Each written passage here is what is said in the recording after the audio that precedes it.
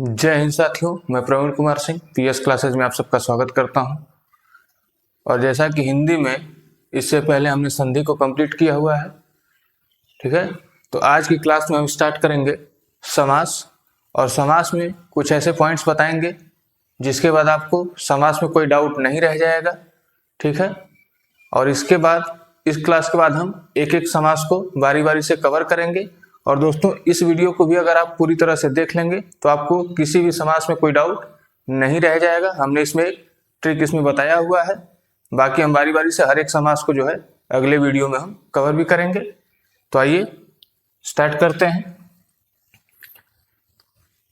कि समास है क्या। दोस्तों, समास का जो है शाब्दिक अर्थ क्या होता है। तो समास का शाब्दिक अर्थ क्या होता है दोस्तों, संक्षेप में लिखना, संक्षेप में लिखना। और दोस्तों, इसमें सबसे ज्यादा इंपॉर्टेंट यह है, जो कि आपको अभी तक शायद ही किसी ने यूट्यूब पर बताया होगा समास में, कि दो या दो से अधिक शब्दों के मेल से बना सार्थक शब्द समासिक शब्द या समस्त पद कहलाता है। यानी जो समासिक शब्द या समस्त पद जो आप सुनते होंगे वो किसे कहते हैं दोस्तों, दो या दो से अधिक शब्दों के मेल से बना सार्थक शब्द जो होता है वही क्या होता है, हमारा समासिक शब्द या समस्त पद कहलाता है, ठीक है। इसके बाद जब हम आगे चर्चा करेंगे तो आप समझ पाएंगे कि ये समासिक शब्द क्या है या समस्त पद है क्या। समास विग्रह क्या है दोस्तों, समासिक शब्द में जुड़े शब्दों के बीच संबंध बताना। यानी जो अभी आपने पढ़ा समासिक शब्द, तो समास विग्रह क्या है, समासिक शब्द में जुड़े शब्दों के बीच संबंध बताना। क्लियर। यानी जिन दो शब्दों से या जिन शब्दों से वो मिलकर बना होगा उनके बीच में संबंध को ही बताता है क्या, हमारा समास विग्रह, ठीक है। जब आगे हम एग्जाम्पल आपको बताएंगे सबका तो आप उसको समझ पाएंगे और अच्छे से। और हर समासिक पद में क्या होता है, हर समासिक शब्द में दो पद होते हैं। कौन कौन होते हैं दोस्तों, प्रथम पद यानी जो पहला पद होता है, यानी जो पहला होता है, और उत्तर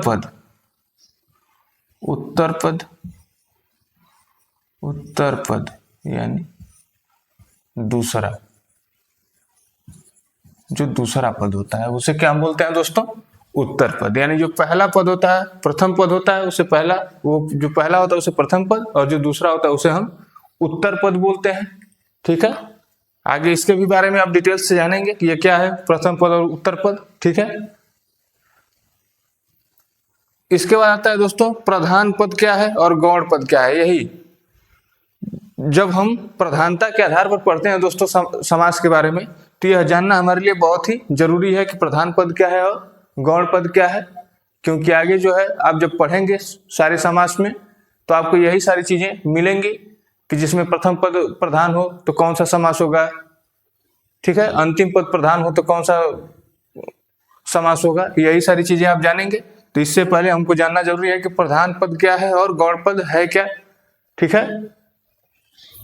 गौण पद या इसको अप्रधान भी कह सकते हैं, यानी जो प्रधान नहीं है, और प्रधान पद मतलब जो प्रधान है, जिसका महत्व है उसमें। तो हम जानेंगे दोस्तों कि वह पद जिससे समासिक शब्द का अर्थ पूरी तरह प्रभावित हो।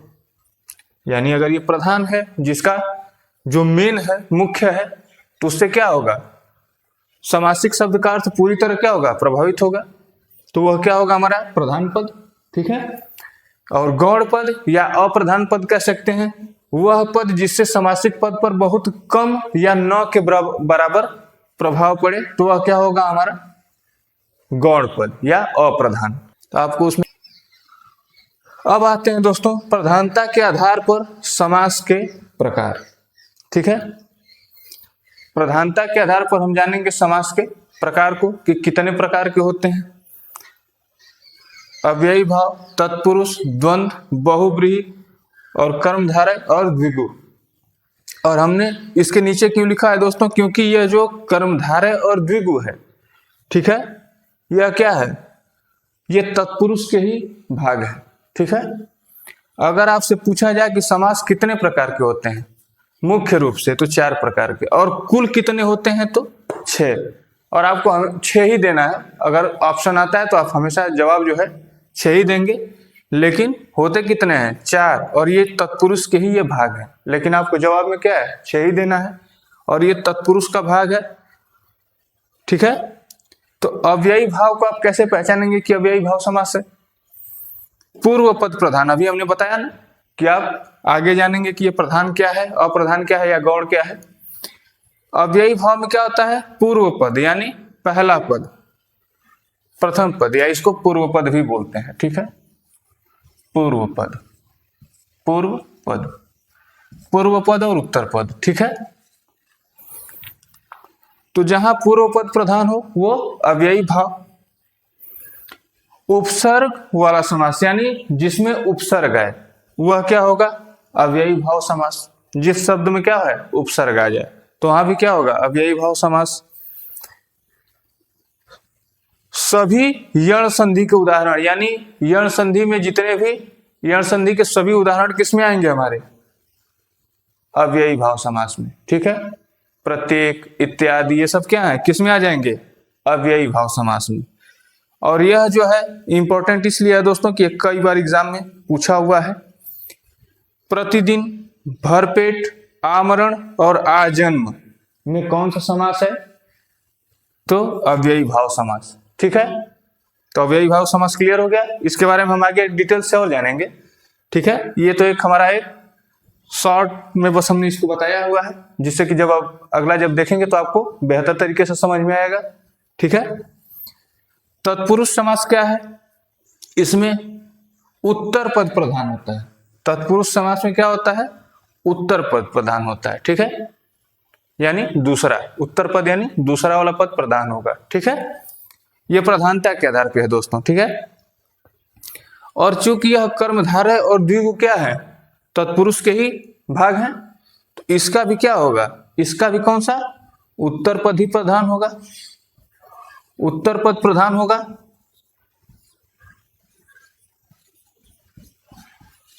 और इसका भी क्या होगा, उत्तर पद ही प्रधान होगा,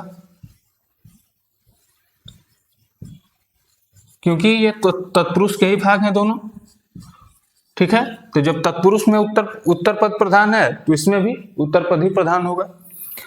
उसके बाद आता है दोस्तों द्वंद्व समास, पूर्व और उत्तर दोनों प्रधान होते हैं, ठीक है। पूर्व पद और उत्तर पद दोनों ही प्रधान होते हैं, आगे हम आपको डिटेल से बताएंगे। जैसे कि आ गया माता पिता, भाई बहन, ऐसे जो एग्जाम्पल होते हैं वो क्या होते हैं, द्वंद्व समास के होते हैं, ठीक है। तो उसमें दोनों ही प्रधान है। और भी आगे एग्जाम्पल जानेंगे, इसको डिटेल से जानेंगे तो आपको ज्यादा बेहतर समझ में आएगा। बहुब्रीहि समास में क्या है, पूर्व और उत्तर दोनों अप्रधान होते हैं या गौड़ होते हैं। जैसा कि हमने बताया कि गौड़ पद को हम अप्रधान भी बोलते हैं, तो बहुब्रीहि समास में दोनों ही अप्रधान होते हैं या दोनों ही गौड़ होते हैं, क्योंकि हमेशा उसका क्या है, एक तीसरा अर्थ निकल कर आता है बाहर। जैसे दशानन, ठीक है, दशानन में क्या है, बहुब्रीहि समास है, 10 है आनंद जिसके, अर्थात कोई तीसरा अर्थ आ रहा है रावण, ठीक है। तो बहुब्रीहि समास में हमेशा क्या है, कोई अन्य अर्थ निकल कर आता है और दोनों ही पद क्या होते हैं, अप्रधान होते हैं या दोनों ही गौड़ होते हैं, ठीक है दोस्तों। तो उम्मीद करते हैं कि यह वीडियो आपको पसंद आई होगी। अगर वीडियो पसंद आई हो तो चैनल को लाइक और सब्सक्राइब करिएगा, बेल आइकन को दबा लीजिएगा, ताकि ऐसी वीडियोस हम आपके लिए लाते रहें। और नेक्स्ट वीडियो में इन सबको हम पूरे डिटेल से जानेंगे बेहतरीन एग्जाम्पल्स के साथ, ठीक है। तो जितने भी लोग बीपीएससी टीआरई 4 की तैयारी कर रहे हैं वो पूरे शिद्दत से लग जाइए, ठीक है, और हमारे क्लास से जुड़िए। धन्यवाद, जय हिंद।